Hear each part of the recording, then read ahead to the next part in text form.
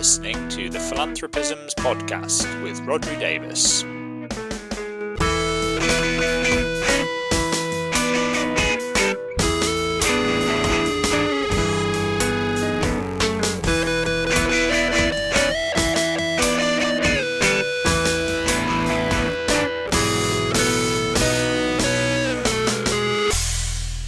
Hello, you're listening to the Philanthropisms podcast. This is the podcast where we try to put philanthropy in context. I'm your host, Rhodri Davis, and this week is something a bit different.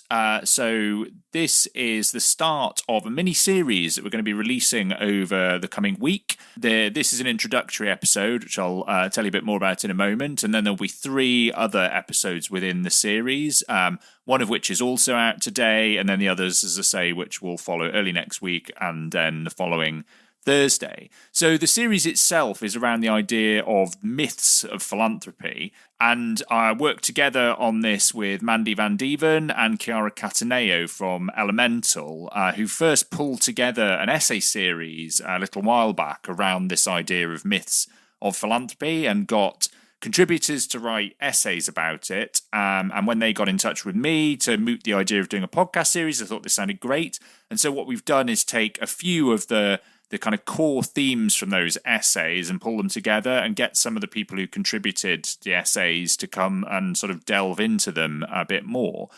So this episode, as I say, is an introduction. So shortly I will go into a conversation with Mandy and Chiara where we'll kind of say a bit more about the background for the essay series, the aims behind it, some of the ideas that kind of came through it and what you can expect in the rest of the series.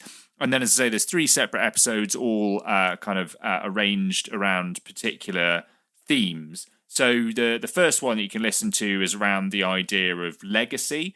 So that one there is with Lisa Cowan and Dimple Abichandani.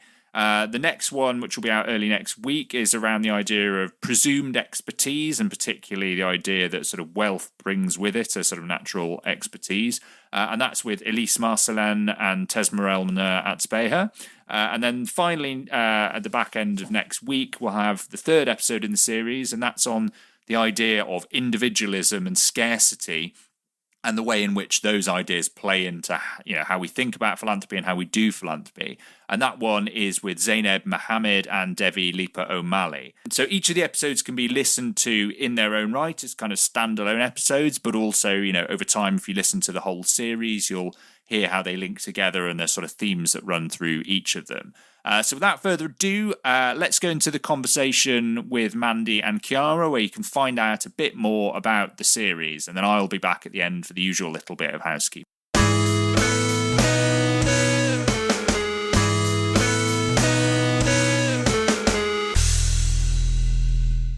Okay, great. Well, I'm here with Mandy van Deven and Chiara Cattaneo. Hi to both of you.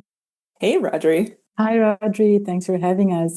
Yeah, no, great to have you on here. And this is, something a bit different. So this is an exciting one. And people might be aware from the intro to the podcast, what they're listening to is something a bit different for the Philanthropisms podcast. It's the start of a sort of mini series that we've worked together on, following on from an essay series that you guys curated about the myths of philanthropy. So we've got 3 episodes coming up, which we'll be releasing over the course of a week. The first one will follow this introductory chat. And the idea is that we've talked to some of the people who were authors in that series about the essays they wrote and their ideas about particular myths that they tried to tackle. And we're just here, I think, giving people a bit of a framing about what to expect and kind of what the backdrop for that is. Maybe the best place to start is just to give you guys a chance to introduce yourselves. Chiara, I don't know if you want to say a bit about Elemental and the work that you both do there.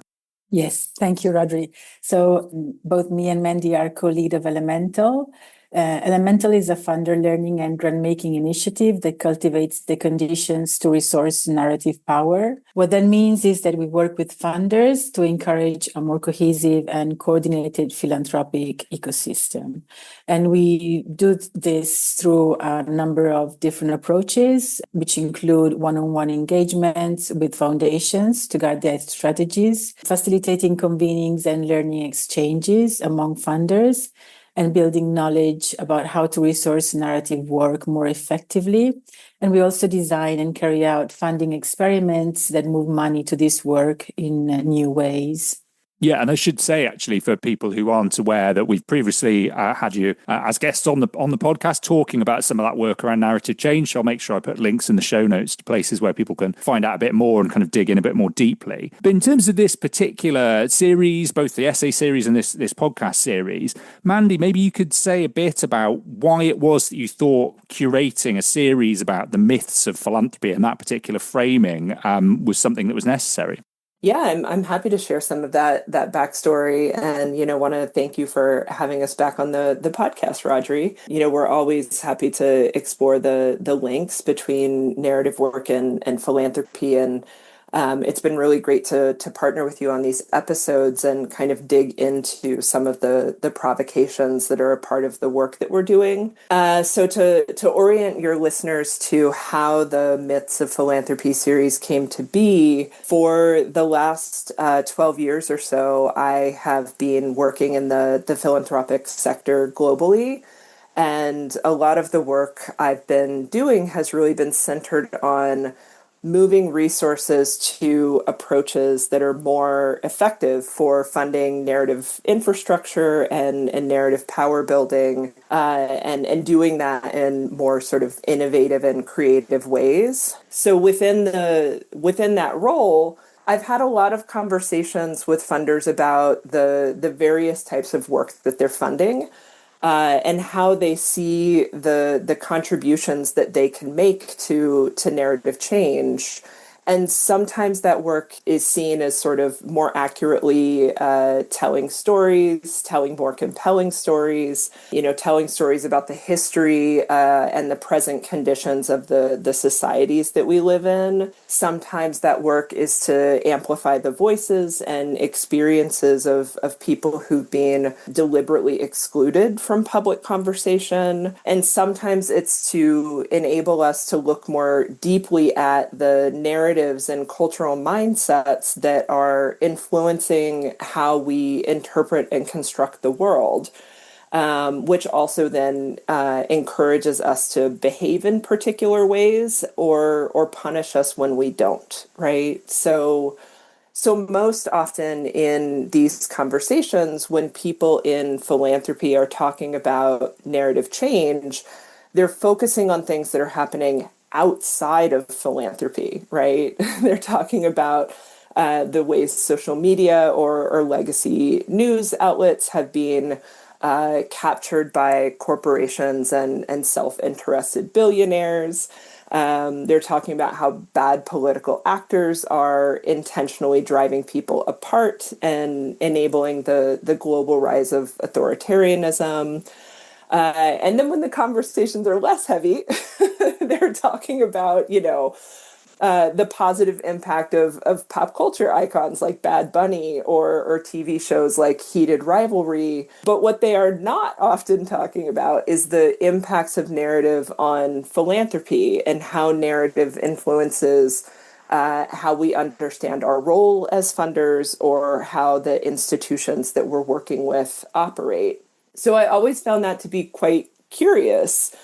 And I started to ask myself and others, well, what are the narratives that govern philanthropy? And how are these deeply held assumptions reflected in the norms and common practices in the sector? And what might be possible if those of us who are working in philanthropy gain a greater awareness of these things, and start to more intentionally embrace the narratives we need in order to build the world that we long for. And so that question is really at the heart of Elemental's work, because everything that we do is in collaboration with others that are trying to show up in ways that go beyond critique, and in ways that are actually implementing solutions to things in philanthropy that we know aren't working. So, it was a relatively simple task to approach some of our partners and colleagues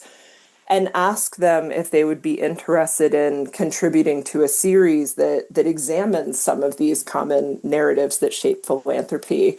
And instead of, rehashing familiar arguments, each contributor wrote about a specific narrative. So, in the context of this series, that's scarcity, individualism, legacy, the presumed expertise of the wealthy. And these contributors broke down how that narrative shows up in some of the assumptions that are embedded in how philanthropy is designed. And then they also provided examples of how they're approaching their work with a different set of narrative lenses, and gave examples of what that looks like in practice to make it more concrete, right? And then on the flip side, they were also sharing the types of impact that we're able to achieve when we're mindful and meticulous about making sure our work is grounded in narratives that reflect the world we want, rather than the one we're wanting to release, right? Yeah, Chiara, what would you add to that? Thanks, Mandy. I would add that the contributors represent a cross-section of people who work within philanthropy, and that includes wealth holders, foundations executives, grant makers, and resource mobilizers. And also, I would like to add that the series was published in 3 countries by the Center of Effective Philanthropy in the United States, the Association of Charitable Foundations in the UK, and Vita in Italy. I would also say that part of what we wanted this series to do is to help people in the sector to make sense of this moment and to see the transformative opportunities that are here, and to have also the courage to step into them. The contributors are inviting all of us to engage our imaginations and to embrace the opportunity to build a different infrastructure that is better aligned with the purpose that we want to achieve. And part of the work requires us to reconsider what is the perceived identity and role of philanthropy, which is the conversations that many in the sector are having. So, for example, a few months ago, we were asked by Philia to be the keynote speakers for the Communicating in Times of Scrutiny, which was a meeting of the communications professionals in Philanthropy Group. It was an occasion to connect, exchange ideas, and to co-design solutions. And among the meaningful reflections that were shared there, the theme of philanthropy's role and the perception by the third sector and by society at large kept surfacing, in particular around philanthropy being inherently political, because from the vision to the strategies down to the design of the funding and the grant-making practices, everything derives from a very specific idea of society, even though it might not always be an explicit idea, an idea of social systems and relations and how change happens. So in this series of podcasts, we will continue this collective reflection and exploration of the ways in which philanthropy as a system is changing through time, and time surface in the conversation as a very interesting lens of observation, because it allows to surface the premises the system was built on, how it was set in place, because it clearly is not a given or predetermined. And most importantly, through the conversations, we are able to observe how change has happened through history, and so how we can intentionally change the system now, even though it does, it can seem at time like as late with no aperture, and is within a system that we often feel is very pervasive and overpowering, also in the imagination. So for our ability to imagine the otherwise. But these conversations really offer an example of how we can actually not just imagine, but also practice different models and ways to operate and be in relation with one another. Yeah, absolutely. And I really enjoyed these conversations. It was great to be a part of them. And as you say, it's partly, that ability to step back and apply a sort of bigger picture lens and think about things, historically and where that has led us to and the alternatives that there might have been along the way, I think is very freeing. And also I think I find the questions of the role of philanthropy and its nature and what we expect of it absolutely fascinating. But there's always a danger that they become quite abstract or theoretical. And I think these conversations being grounded in people grappling with some of those deep questions, but then putting them into practice in their work, I think is really interesting. And hopefully everybody listening also will find that really interesting because it gives a sense of what can actually be done if you are also grappling with some of these same questions. I guess which leads us on to, Mandy, you've already said a little bit about what some of the myths that we're addressing are, particularly in this series. Maybe you could just kind of say a little bit more about each of those just to give a sense of what people can expect over the series and also maybe introduce some of the contributors that we're going to be hearing from. Yeah, I think I'll start with saying that one of my favorite quotes is by an economic policy advocate called Heather McGhee, and she published this book a few years ago called The Sum of Us: What Racism Costs Everyone and How We Can Prosper Together. And in the introduction of that book, she said, everything we know comes from a story that we're told. And I think that statement is so powerful because it's so simple, right? It conveys this really simple truth that we often forget, which is that what we believe in and how we behave didn't come from nowhere, right?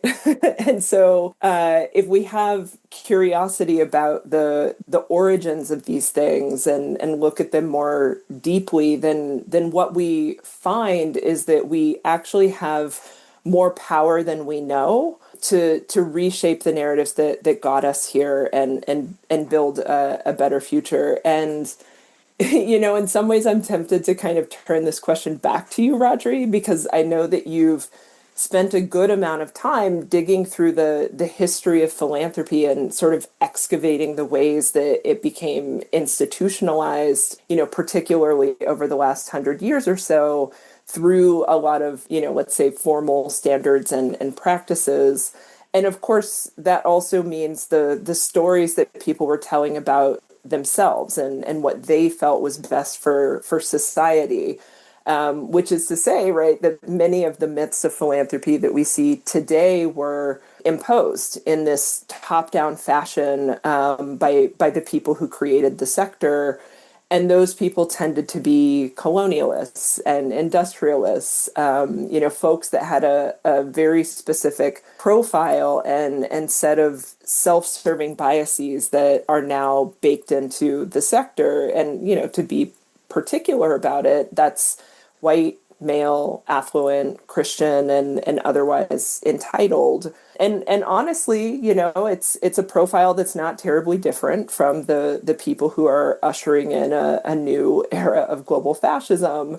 So it's not surprising that power is a recurring theme in the series, and that the conversations in the upcoming episodes are really looking at not only the ways that narrative power functions in philanthropy, but how we can employ our own agency, no matter what position we happen to be in, and overcome the learned helplessness that people commonly feel, even in simple ways, right? By asking ourselves, like, what am I able to do without having to ask for permission? Because the answer to that question points to places where we're able to exercise our own power and agency, and to do that not just on our own, but to do that collectively with our colleagues. So, the folks that we're working with inside of our institutions, but also the people that we're working with across the sector, because we know that change happens when we work together, and that it's not going to happen if we're behaving as though we're an island instead of an archipelago. So these are some of the sort of themes that come up in the conversations and that are really present throughout the series as a whole. Yeah, absolutely. And I guess, yeah, in terms of, I think it's fascinating because, as you say, I'm interested in the sort of historical framing. And one of the things that always really strikes me about the value of taking a historical perspective on philanthropy is, yes, it gives you kind of tangible, concrete examples of where things have worked or where they haven't worked, and that can be interesting and useful. But I think at a deeper level, it gives that sense of the enormous role that contingency tends to play. So actually, when you look at the origins of the particular ideas and systems and structures that we have in place, when you unpick that and realize that actually they all kind of crystallized at a moment in time for a very specific set of reasons, that helps you to kind of understand which of those factors you might want to accept and which you might want to reject, and sort of what the knock-on effects are in terms of how we practice philanthropy today.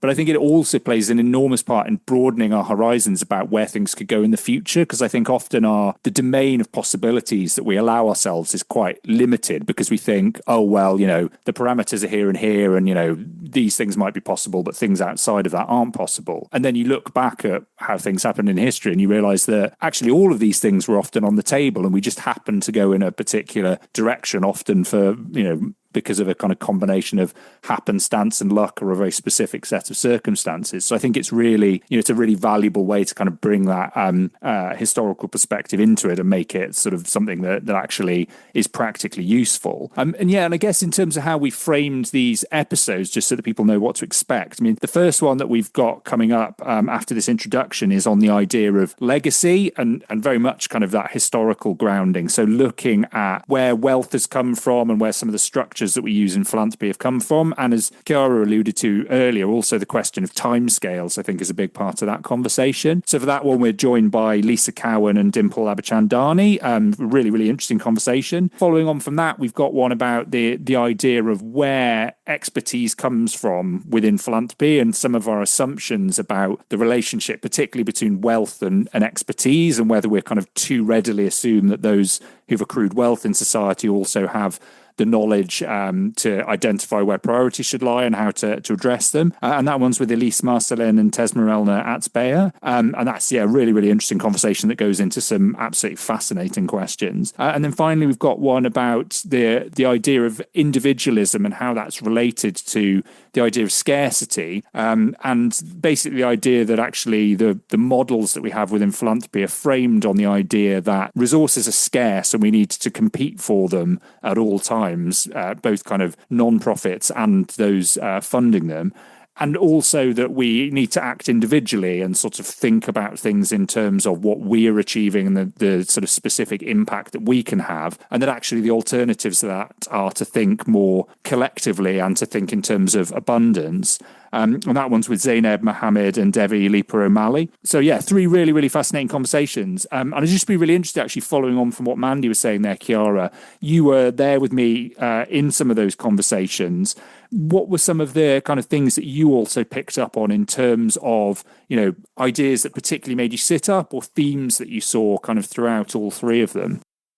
Yeah, so I really appreciated, going back to the issue of time, and it was kind of a cross-cutting theme because all of the contributors pointed to alternatives and structures that can be built through time. So to your point about, what we were just saying now, the need for us to reconceptualize our presence in time as well. So not to feel that we are part of a system that cannot be changed, but to see ourselves as active, and to the point that also Mandy was saying about being powerful, to really recognize where our position in place and time, and actively decide what we can do about it and how we want to be and to work within philanthropy or with philanthropy. So I think this was one powerful contribution that all the guests made in terms of inviting us all to reflect and to not give for granted that things are things have to be as they are now, and just allowing ourselves to have a bigger, a greater aspiration also for the meaning of our work, and basically not necessarily fit into a system just because the system is as it is, and be bold also in imagining different infrastructures and not just, the day-by-day operations in a different way, but really tackling what are, the grounding, the narratives and the myth at the basis of what the things are now. Yeah, absolutely. And I think we should, at this point, probably get on and let people listen to some of these conversations that we've sort of teased them with. But just before we do, finally, Mandy, I just wanted to ask you, what is it that you hope people can take from this series? Either if they go away and read some of the essays or listen to the conversation on the podcast, or ideally a bit of both. What do you hope that they'll be able to take from it and do off the back of that? Yeah, I appreciate this question, because what I hear when you ask it is, what is the purpose you're trying to serve? And to the point, right, that we just named, it's such a critical one for us to have clear answers to. So to this point of the role of philanthropy, we sometimes talk about the sector as though it's a monolith. And while, of course, there are particular systemic constraints that have some consistency across funding institutions, the reality is that the sector's enormous and there's a lot of diversity within it. Government funders have a different set of expectations and accountabilities than private and family foundations. Collaborative funds and other types of intermediaries have dual accountabilities to donors and to communities.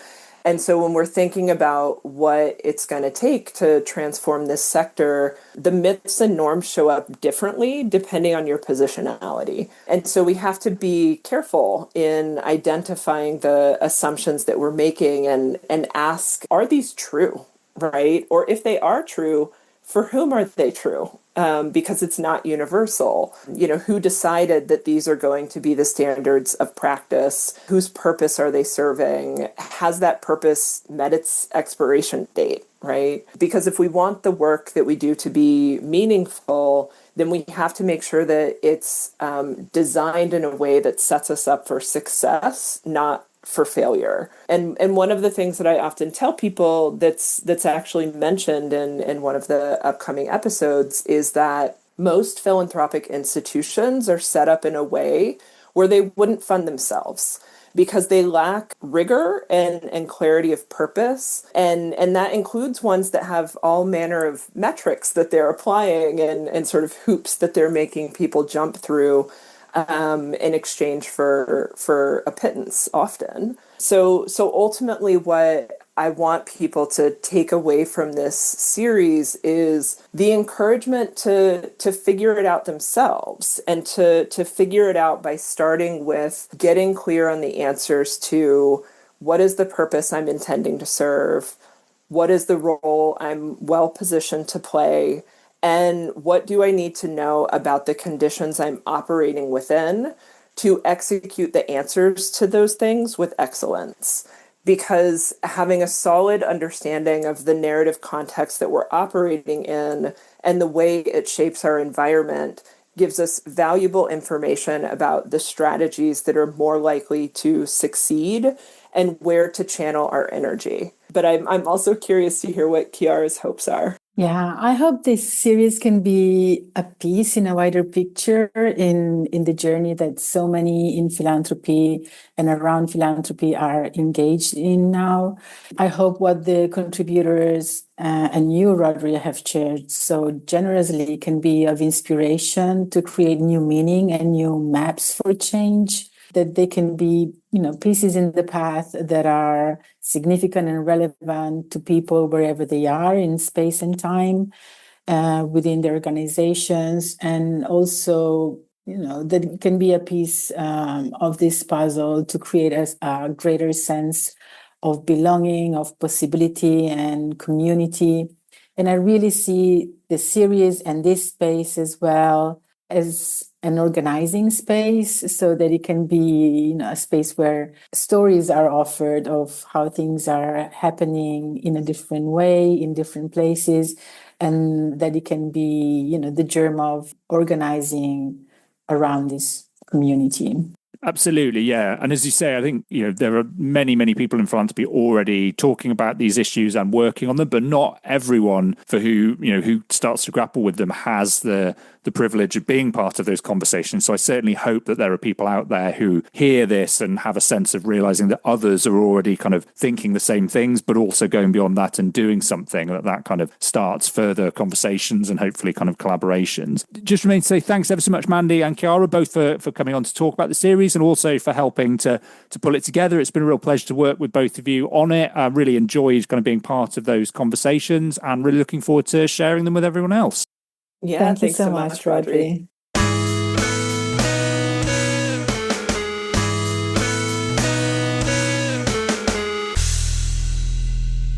Okay, great. Well, my thanks to Mandy and Chiara for coming on the podcast to talk a bit more about this series on the myths of philanthropy and for getting in touch in the first place to suggest doing it. It was great to work with them on this. I'm really looking forward to you all hearing some of these conversations. As ever, I'll put some links in the show notes to places where you can find a bit more information, particularly where you can find the original Myths of Philanthropy series so that you can read all of those either before you listen to the conversations or kind of follow up afterwards. Also, if you're interested in issues around philanthropy and civil society, as ever, check out the website at whyphilanthropymatters.com. If you want to get in touch with me and suggest other ideas for series that we could do or standalone episodes or people that I could talk to on the podcast, you can find my contact details there as well. Also, find me on LinkedIn and other social media if you want to kind of follow more short-term updates. And other than that, just like, subscribe. If you know people that you think might be interested in the podcast, in either in this particular mini-series or just more generally, do put out a nice word for us or leave a nice review wherever it is so you pick up your podcast. And I will see you next time. Bye!